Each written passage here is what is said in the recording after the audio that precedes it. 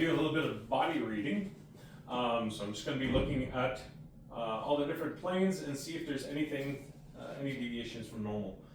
All right, so right side of your neck, a little bit laterally flexed to the right, and then we got a little bit of bowstringing right here on the left. Okay, and a slight rotation to the left actually with your head. Okay, and then if you face the back wall, I can definitely see that bowstringing on the left side. And then, okay, if you face either side wall, all right, so head's a little forward, so neck is definitely more forward. So we got some bowstringing there on the shoulder here. Okay, so if you face the other direction, all right, and then you've got another little bit of bowstringing here, and all right. Okay, so then we'll do the stork test. I'll get you to face that back wall. Okay, so we'll start off with ilium, work our way down. So medial and inferior till we get to the PSIS. Okay, so I'll just get you to lift your leg. Confirm. Okay, perfect. All right, so then we'll go to 12th rib. Follow that all the way to T12, L1, L2, L3, 4, L5, then S1, S2 right there. Okay, so what I'll get you to do is just lift your right leg up, and I'm looking for inferior movement of the PSIS. Okay, you can go back down, and I'll get you to lift your arm all the way up to the ceiling, and I'll get you to do the same thing. All right, so that definitely looks like it's holding it a little more sturdy. Okay, back down. So let's just switch this around and go to the other PSIS here on the other side, follow it down. And I'll just get you to lift your leg up just so I can confirm that I'm on it right here. Okay, and back down. All right.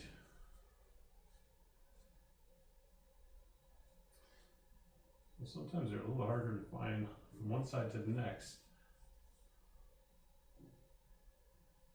Okay, and then if you just want to bend forward actually a little bit. Okay, perfect, right there. All right, so now I'll get you to lift this leg up, and we got inferior movement about the same as the other side. Now I'll get you to lift your arm all the way up and do the same thing. Okay, definitely a little bit more sturdy right there. You feel the difference? Mm-hmm. All right. Okay, so now we'll get you to lay down face up. We'll check your common compensatory pattern. So start off right here with your head. I will just get you to just relax. All right.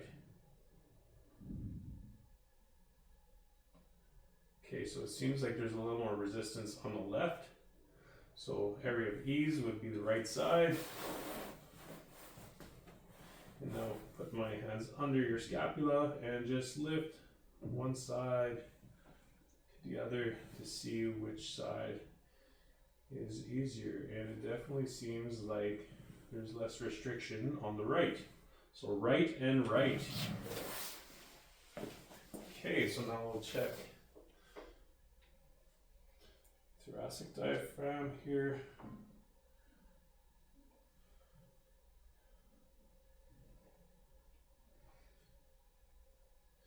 And definitely seems like it's left. Left would be area of ease. And we'll check your pelvic diaphragm. So I'm just going to put my hand under your sacrum. And then you're right if I go all the way just above your pubic symphysis. All right. Right there.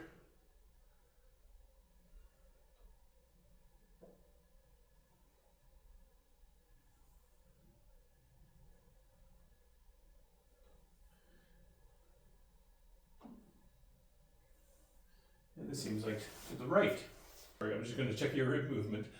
So I'm just going to put my hands right here, and I'll get you to take a nice big deep breath. I'm looking for superior lateral movement, and it seems very even on both sides. Okay, and then we'll just look at the top ribs here, and we're looking for the superior medial movement. Okay, and that seems to be very even. And now we'll look at the same side of the pleural cavity. So now I'm just looking for the same movements, but just with a nice motion.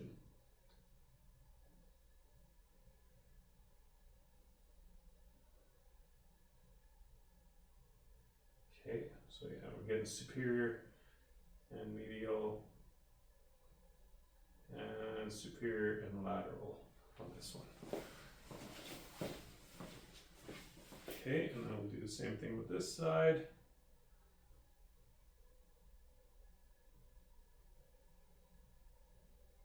And you can definitely feel the action goes from the bottom all the way up. And we're gonna check your pelvic diaphragm. So now I'm just gonna palpate down just in between your ischial tuberosity and your coccyx. You all right with that? Yeah. Okay. So go to the ischial tuberosity right there, and this side here, and then we'll just go halfway in between.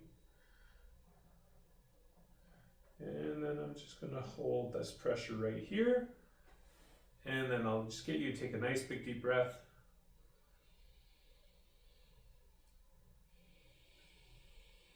And what I'm looking for here is I'm just looking for a balloon-like feeling. And there we go. So I do feel it a little bit more on my right hand. Yeah, so it does, I do feel it a little bit more on the right here. Okay, and now next thing is going to be checking the sacral rock. So there, just putting my hand on your sacrum, and I'll get you to do the same thing. So just a few nice big deep breaths.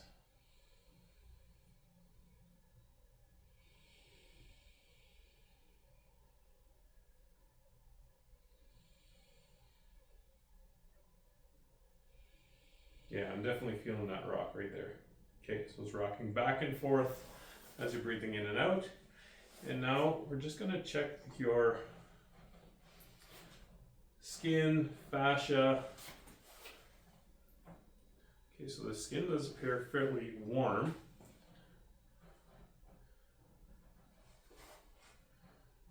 Smooth. But something that's very apparent is as soon as I push inwards, it is very restrictive, and the fascia does seem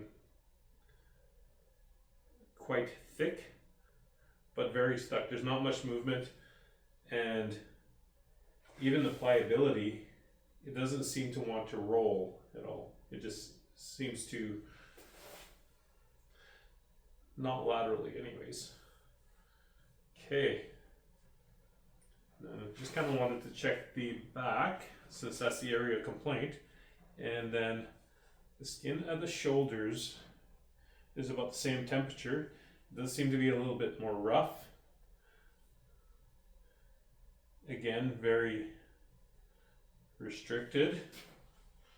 The fascia, but not quite as thick and kind of fibrous as the lower back.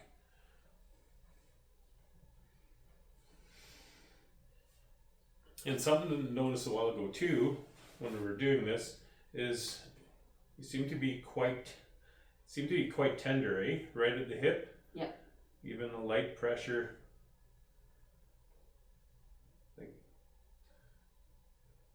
Yeah, in there is painful. Yeah, right there. So just even like sinking through the fascia with light pressure seems to be quite painful. What about there? There. Painful there too? Yeah. Okay.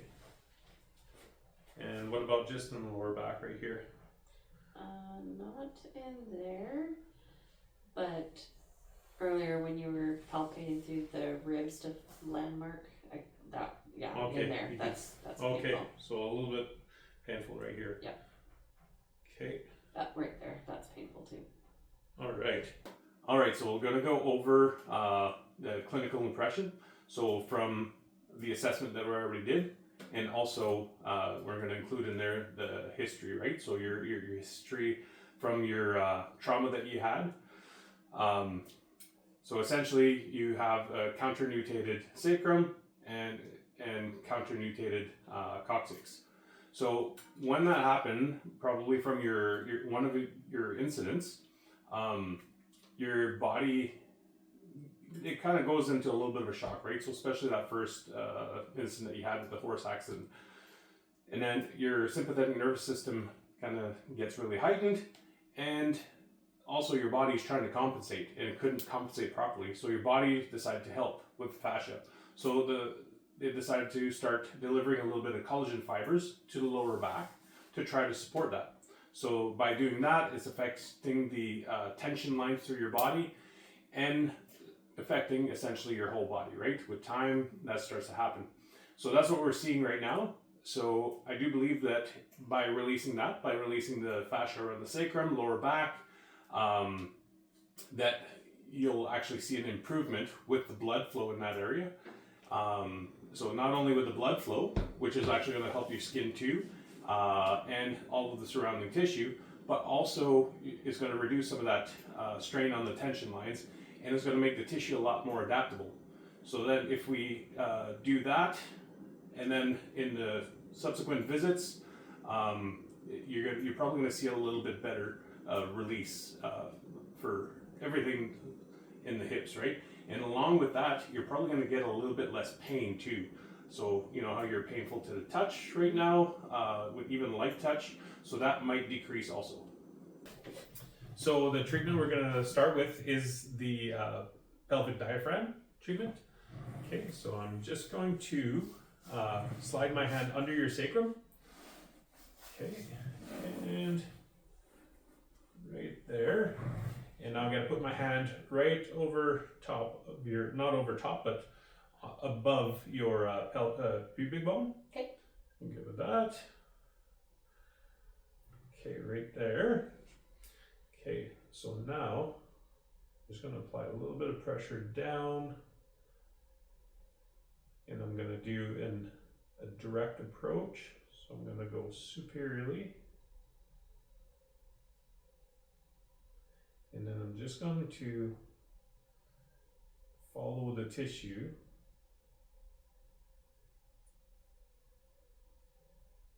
as I keep superior glide.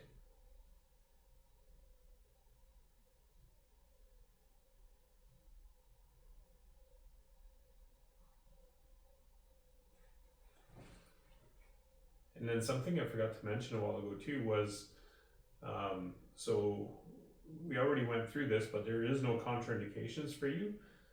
So contraindications would be like if you had any like infections or anything like that, like skin, like on the skin. So we went through the whole list and there is no contraindications for you.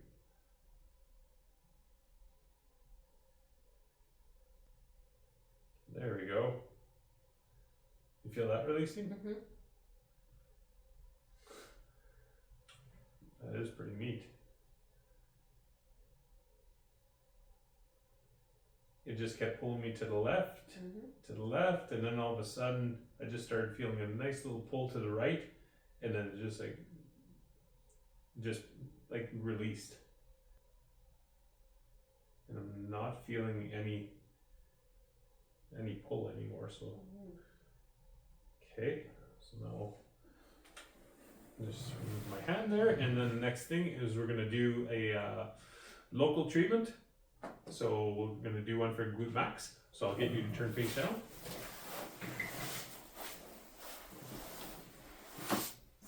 All right, so now we're just gonna be doing a little bit of fascial spreading right here. So I'm actually gonna go, you can do ipsilateral, but I'm gonna go diagonal here. And just a nice slow pressure. There, I definitely feel the fascia on your glutes starting to release. Feel that? Mm-hmm. This side's releasing a lot faster. Mm-hmm.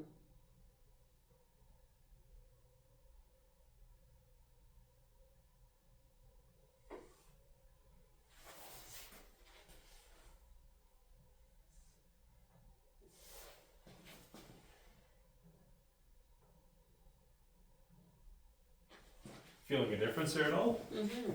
This one here, we're going to be going right along the sacrum and just trying to kind of pinpoint areas of that are a little bit tighter. I'm just trying to put enough pressure just to start feeling a movement. So I'm just feeling for the tissue release. It's very, very slow, but it is slowly starting to release now. So took a little bit for it to start, and now it's starting to release. I don't know if you can feel that. Mm-hmm. If it's starting to feel like not quite as Not as painful, or painful. just less tension. Yep.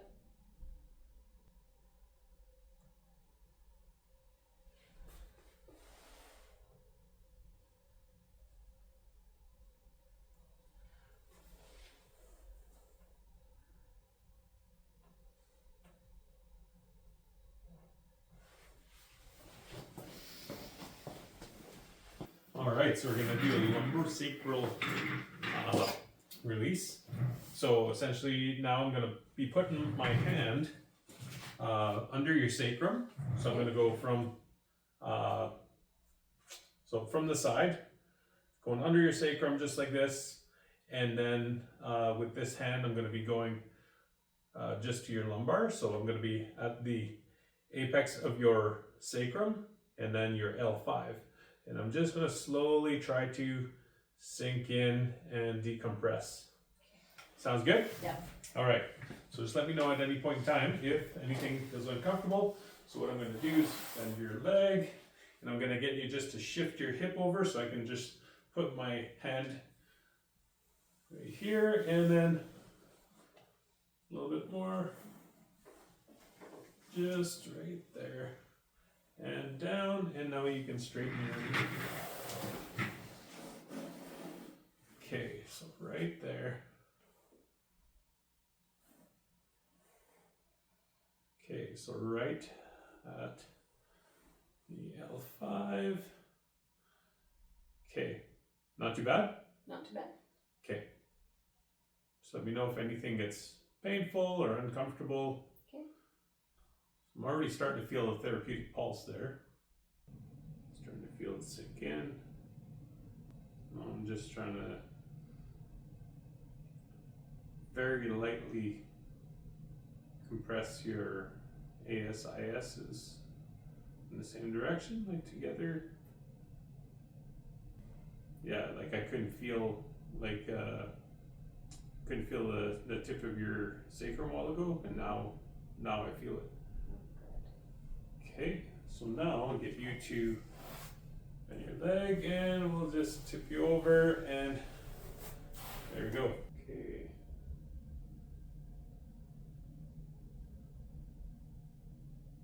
Yeah, left.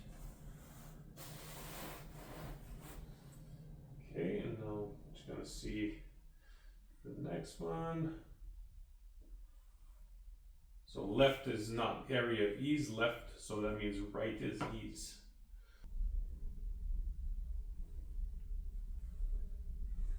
So yeah, it is left. So right, left is ease now. it was pretty obvious a while ago, and now I had a hard time to tell. Okay, so now let's see with this one. Now left. Okay.